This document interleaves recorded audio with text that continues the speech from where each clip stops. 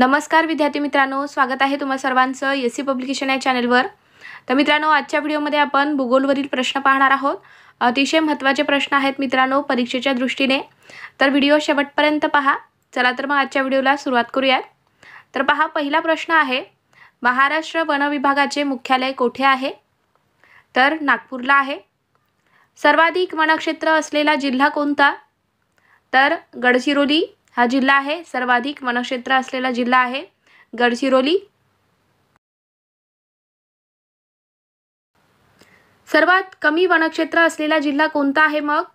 तर लातूर आहे। भारत सरकारचे आदिवासी कल्याण मंत्रालय कधी स्थापन करण्यात आले? तर 1999 ला स्थापन झालेले आहे। भारत सरकारचे आदिवासी कल्याण मंत्रालय हे 1999 ला स्थापन झाले। महाराष्ट्र पठारावरील सर्वात मोठे नदी खोरे कोणते? तर गोदावरी खोरे आहे। महाराष्ट्र पठारावरील सर्वात मोठे नदी खोरे आहे गोदावरी खोरे। भारतात व्याघ्र प्रकल्पांची सुरुवात कधी करण्यात आली? तर 1973 ला झालेली आहे सुरुवात। महाराष्ट्रातील सर्वात मोठा जलविद्युत प्रकल्प कोणता? तर आपल्या महाराष्ट्रातला सर्वात मोठा जलविद्युत प्रकल्प आहे कोयना। महाराष्ट्रात एकूण व्याघ्र प्रकल्प किती आहेत? तर 6 आहेत। महाराष्ट्रातील कोणता प्रादेशिक विभाग पर्जन्य छायेच्या प्रदेशात येतो? तर कोणता प्रादेशिक विभाग आहे आपल्या महाराष्ट्रातला? तर पश्चिम महाराष्ट्र आहे। पुढचा प्रश्न पहा, कोणत्या मृदेने भारतातील सर्वात जास्त प्रदेश व्यापला आहे? तर गाळाची मृदा आहे। तर या मृदेने आपल्या भारतातील सर्वात जास्त प्रदेश व्यापलेला आहे। कान्हा टायगर रिझर्व भारतातील कोणत्या राज्यात आहे? तर हे आहे मध्य प्रदेशमध्ये।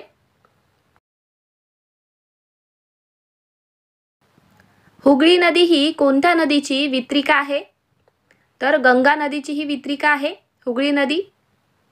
जम्मू काश्मीरमधील हेमिस नॅशनल पार्क कोणत्या प्राण्यासाठी प्रसिद्ध आहे? तर हिम बिबट्या या प्राण्यासाठी प्रसिद्ध आहे हेम्सी नॅशनल पार्क। पुढचा प्रश्न पहा, भारतातील कोणते राज्य बॉक्साईटचे उत्पादन करणारे प्रमुख राज्य आहे? तर झारखंड राज्य आहे। या ठिकाणी बॉक्साईटचे उत्पादन जास्त प्रमाणात होते। भारतातील पहिले टेक्नो पार्क कोठे स्थित आहे? तर हे आहे तिरुवनंतपुरम, केरळ राज्यामध्ये। महाराष्ट्रात पानशेत धरण कोणत्या जिल्ह्यात आहे? तर पानशेत धरण हे पुणे जिल्ह्यामध्ये आहे। आणि कोणत्या नदीवर आहे असा जर प्रश्न आला तर लक्षात ठेवा, आंबी नदीवर। पुढचा प्रश्न पहा, केंद्रीय कापूस संशोधन संस्था कोठे आहे? तर नागपूरला आहे। गुजरात राज्यातील प्रमुख बंदर कोणते आहे? तर गुजरात राज्यामध्ये कांडला हे प्रमुख बंदर आहे। महाराष्ट्राचा प्रमुख जलविभाजक पर्वत कोणता आहे? तर सह्याद्री पर्वत आहे आपल्या महाराष्ट्राचा प्रमुख जलविभाजक पर्वत। नेक्स्ट क्वेश्चन, महाराष्ट्रातील पहिली अणुभट्टी कोणत्या नावाने ओळखली जाते? तर अप्सरा या नावाने ओळखली जाते आपल्या महाराष्ट्रातील पहिली अणुभट्टी। महाराष्ट्रामध्ये डोलोमाइटचे साठे कोणत्या जिल्ह्यामध्ये आहेत? तर यवतमाळ आणि रत्नागिरी जिल्ह्यामध्ये आहेत डोलोमाइटचे साठे।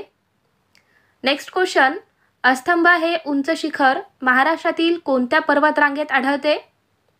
तर अस्तंभा हे उंच शिखर आहे सातपुडा पर्वतरांगेमध्ये। आणि कोणत्या जिल्ह्यात आहे असा जर प्रश्न आला तर नंदुरबार जिल्ह्यामध्ये आहे, लक्षात ठेवा। चला पुढचा प्रश्न पहा, भारतात कोणत्या राज्यात सरहुल उत्सव साजरा केला जातो?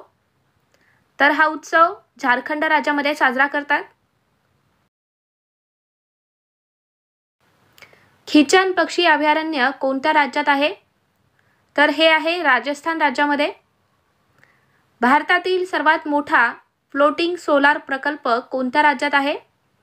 तर हा प्रकल्प आहे तेलंगणा राज्यामध्ये। कांजीरंगा वन्यजीव अभयारण्य कोठे स्थित आहे? तर आसाम राज्यामध्ये आहे कांजीरंगा वन्यजीव अभयारण्य। कोणत्या जलविद्युत प्रकल्पाला अर्वाचीन महाराष्ट्राची भाग्यरेषा असे म्हटले जाते? तर कोयना जलविद्युत प्रकल्पाला म्हटलं जातं अर्वाचीन महाराष्ट्राची भाग्यरेषा. भामरागड टेकड्या कोठे स्थित आहेत? तर हे आहेत गडचिरोली या जिल्ह्यामध्ये. कोणत्या राज्याचे भौगोलिक क्षेत्रफळ जास्त आहे? तर राजस्थान राज्याचे आहे. सातमाळा व बालाघाट डोंगर रांगेदरम्यान कोणती नदी आहे?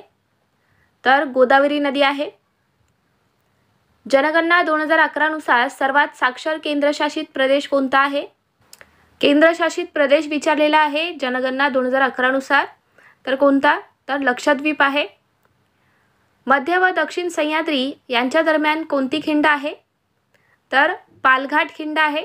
मध्य व दक्षिण सह्याद्री यांच्या दरम्यान आहे पालघाट खिंड.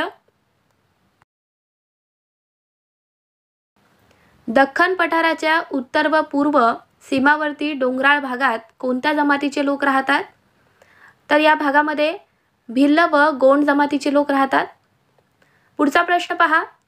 महाराष्ट्रात सर्वात कमी बाललिंग गुणोत्तर कोणत्या जिल्ह्यात आहे? तर बीड जिल्ह्याचे आहे मित्रांनो सर्वात कमी बाललिंग गुणोत्तर 2011च्या जनगणनेनुसार. Next question. निळ क्रांती कशाशी संबंधित आहे? तर मत्स्य उत्पादनाशी संबंधित आहे.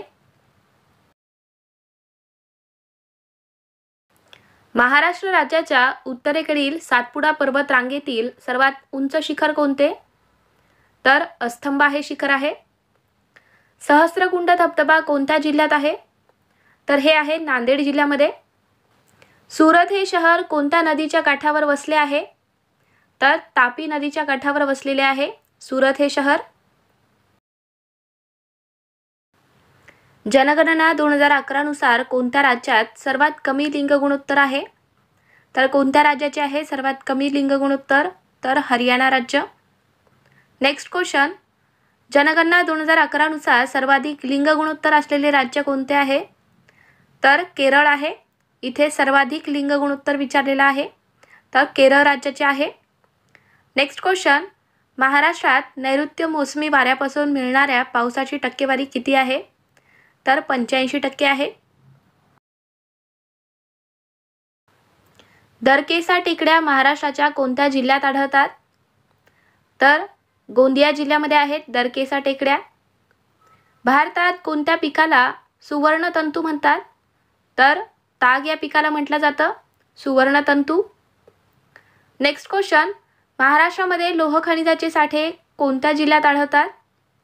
तर सिंधुदुर्ग या जिल्ह्यामध्ये आहे लोह खनिजाचे साठे आपल्या महाराष्ट्रामध्ये. टिहरी हे धरण कोणत्या राज्यात आहे? तर उत्तराखंड राज्यामध्ये आहे. आणि कोणत्या नदीवर? तर भागीरथी नदीवरती. पुढचा प्रश्न पहा.